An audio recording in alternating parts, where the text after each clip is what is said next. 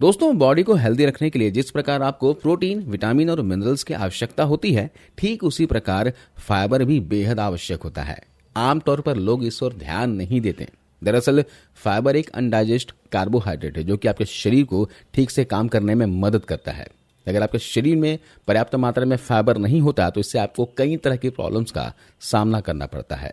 खासतौर से आपका शरीर भी आपको अलर्ट करता है कि आपके शरीर में फाइबर की कमी हो गई है। जब भी शरीर में फाइबर की कमी होती है तो हमारा शरीर उसे अलग अलग तरीके से बताने की कोशिश करता है। आइए जानते हैं उसके बारे में। सबसे पहले फाइबर की कमी की वजह से वजन बढ़ता है। शरीर में चर्बी बढ़ने का सबसे बड़ा रीजन होता है खाने में ज्यादा शुगर, कार्बोहाइड्रेट और फैट का इस्तेमाल करना, क्योंकि ये चीजें जरूरत से ज्यादा होने पर हमारे शरीर में फैट के रूप में स्टोर हो जाता है। और जब खाने में फाइबर की कमी होती है तो शरीर में चर्बी बढ़ने की प्रक्रिया और भी ज्यादा तेज हो जाती है। और ऐसा इसलिए होता है क्योंकि बिना फाइबर वाला खाना शरीर में जाने के बाद उस खाने में मौजूद कैलोरीज पूरा का पूरा तुरंत एक ही बार में खून में पहुंच जाता है।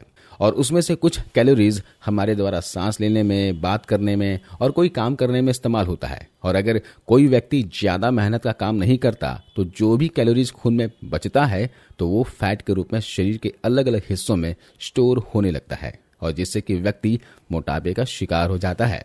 जबकि फाइबर वाला खाना शरीर में जाने के बाद ये कैलोरीज को कंट्रोल करके रखता है और एक बार में उतना ही कैलोरीज हमारे खून में रिलीज करता है जितना कि हमारे शरीर को जरूरत होती है। और यही वजह है कि जब भी फिटनेस या फिर फैट लॉस की बात आती है तो उसमें हाई फाइबर फूड का ज्यादा इस्तेमाल किया जाता है। हालांकि कई बार किसी बीमारी, जेनेटिक प्रॉब्लम या फिर मेटाबॉलिक डिसऑर्डर की वजह से भी कुछ लोग मोटापे के शिकार हो जाते हैं।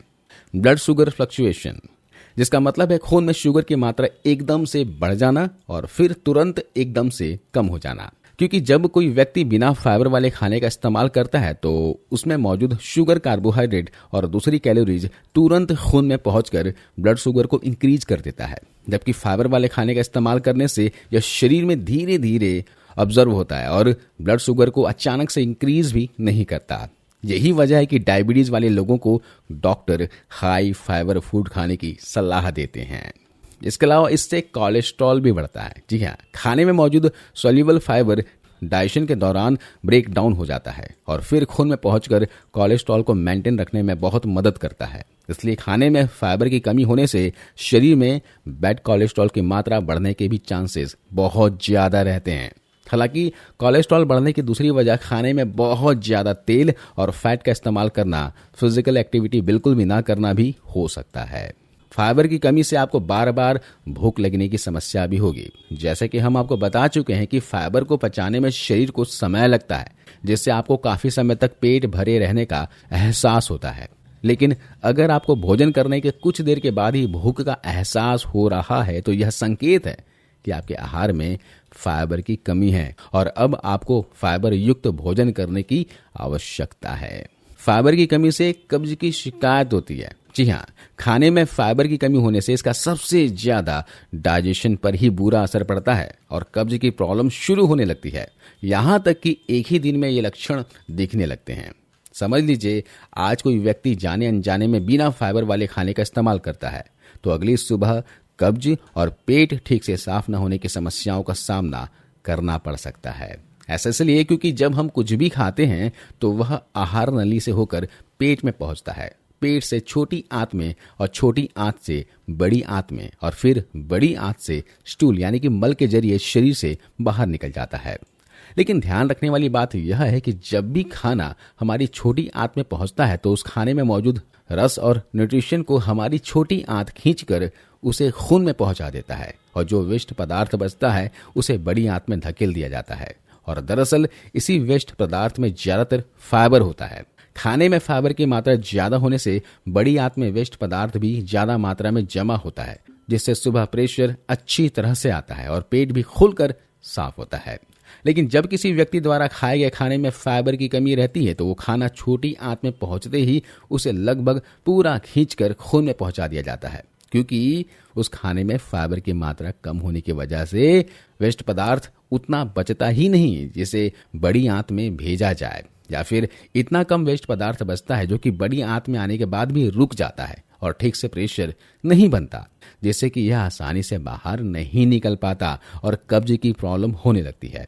और यही वजह से जो लोग खाने में बिना फाइबर वाले खाने का इस्तेमाल करते हैं उनमें अक्सर ही कब्ज की समस्या देखने को मिलती है। हालांकि कई बार पानी बहुत कम पीने की वजह से भी स्टूल पूरी तरह से सूख जाता है और कब्ज की समस्या शुरू होने लगती है। इसलिए खाने में फाइबर की कमी को पूरा करके सही मात्रा में पानी पीने का भी ख्याल रखा जाए तो कब्ज की प्रॉब्लम को कुछ दिनों में ही काफी हद तक ठीक किया जा सकता है। फाइबर कम खाने से स्किन प्रॉब्लम भी होती है। जी हाँ, बिना फाइबर वाला खाना लगातार खाने से खून में शुगर की मात्रा बढ़ती है, जिससे कि इंसुलिन और शरीर के हार्मोन्स पर भी बुरा असर डालता है।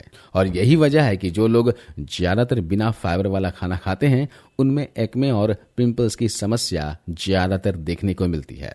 हालांकि पिंपल्स की प्रॉब्लम होने के और भी कारण होते हैं। चलिए, अब तो आपने जान लिया कि फाइबर की कमी से कौन कौन से रोग होते हैं, शरीर हमें किस तरह के संकेत देता है। अब बात करते हैं शरीर में फाइबर की कमी को किस तरह से पूरा कर सकते हैं। दोस्तों, फाइबर के बेस पर सभी नेचुरल खाने को 3 कैटेगरी में डिवाइड किया जा सकता है, लेकिन इन चीजों के खाने के बारे में जानने से पहले कुछ ऐसे खाने वाली चीजों के बारे में जानना जरूरी है जिसमें एक तो फाइबर बिल्कुल भी नहीं होता और दूसरा कि उसमें शुगर, फैट की बहुत ज्यादा मात्रा मौजूद होती है, जिससे यह पाचन और शरीर को बहुत ज्यादा नुकसान पहुंचाता है। जैसे कि चाय, बिस्किट, मैदे से बनी चीजें, ice cream, pizza, burger, samosa, cold drinks, chips, chocolate, मिठाई और बाहर दुकानों में मिलने वाले लगभग सभी चीजों में फाइबर बिल्कुल भी नहीं पाया जाता, क्योंकि ये सभी चीजें या तो बहुत ज्यादा तेल में या फिर बहुत ज्यादा चीनी से बने होते हैं, जो कि कब्ज, डायबिटीज, कोलेस्ट्रॉल, एक्ने, पिंपल्स और कई तरह की दूसरी बीमारियों का कारण बनता है। साथ ही इन चीजों को लगातार सेवन करने से पेट में अच्छे बैक्टीरिया की मात्रा खत्म होने लगती है और बुरे बैक्टीरिया बढ़ने लगते हैं, जिससे कि पाचन क्रिया समय के साथ साथ बिगड़ती चली जाती है। मैं आपको ये बिल्कुल भी नहीं कहूंगा कि इसे बिल्कुल भी नहीं खाना चाहिए, लेकिन हो सके तो अच्छी सेहत के लिए इन चीजों से जहां तक हो सके कम ही इस्तेमाल करें और खासकर इसे खाली पेट इस्तेमाल करने से जरूर परहेज करें, क्योंकि इन चीजों का खाली पेट इस्तेमाल करने से यह शरीर को और भी ज्यादा नुकसान पहुंचाता है। अब हम फाइबर के बेस पर कुछ नेचुरल फूड को 3 कैटेगरी में डिवाइड करते हैं, जिनमें से पहली कैटेगरी में ऐसी खाने की चीजें आती हैं जिसमें फाइबर की अच्छी खासी मात्रा मौजूद है, जैसे कि राजमा, चना, ओट्स, ब्राउन राइस, गाजर, चुकंदर, ब्रोकली, मटर, पालक, सभी तरह की दालें, सेब, केला और सभी तरह के फल और सब्जियों में फाइबर अच्छी मात्रा में मौजूद होता है। दूसरी कैटेगरी में ऐसे खाने की चीजें आती हैं जिसमें फाइबर तो होता है, लेकिन अक्सर ही उसे निकाल कर फेंक दिया जाता है, जिसकी वजह से उसमें फाइबर की मात्रा में कमी आ जाती है। जैसे कि बिना छिलके वाला आलू और रोटी बनाने में आजकल जिस तरीके से मैदे की तरह महीन आटे का इस्तेमाल किया जाता है, उसमें भी फाइबर ना के बराबर होती है। बहुत से लोग आटे को छानकर चोकर को बाहर कर देते हैं, जबकि चोकर में ही फाइबर की अधिक मात्रा होती है।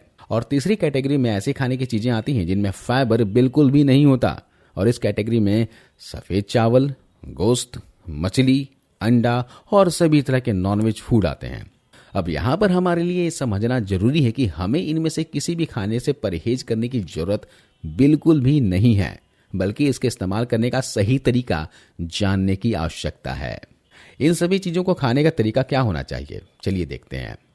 देखिए, बहुत से लोग हमारे घरों में क्या करते हैं, जो लोग रोटी, चावल, मांस, मछली, अंडे या फिर ज्यादातर आलू की सब्जी का इस्तेमाल करते हैं, उनके शरीर में अक्सर ही फाइबर की कमी होने लगती है, क्योंकि सफेद चावल, मीट, मछली, अंडे या फिर किसी भी नॉनवेज में फाइबर बिल्कुल भी नहीं होता, और रोटी में फाइबर होता भी है तो बहुत ही कम मात्रा में होता है। और आलू का जब हम इस्तेमाल करते हैं तो छिलका निकाल देने की वजह से उसमें भी फाइबर की मात्रा में बहुत ही कमी आ जाती है, जिससे कि शरीर में फाइबर की जरूरत पूरी नहीं हो पाती और ऐसे में व्यक्ति को कब्ज की प्रॉब्लम होने लगती है। इसलिए सही तरीका यह है कि जब भी रोटी, चावल, मीट, मछली, अंडे का सेवन करते हो तो साथ में खीरे और गाजर जैसी चीजों का सलाद के रूप में जरूर अपने खाने में शामिल करना चाहिए, ताकि जो फाइबर रोटी, चावल, मांस, मछली और आलू से नहीं मिलता, उसकी कमी सब्जी और सलाद के जरिए पूरी हो जाए, क्योंकि लगभग हर सब्जी में फाइबर की अच्छी खासी मात्रा मौजूद होती है। इसलिए यहाँ पर आपको बिल्कुल भी कंफ्यूज होने की जरूरत नहीं है।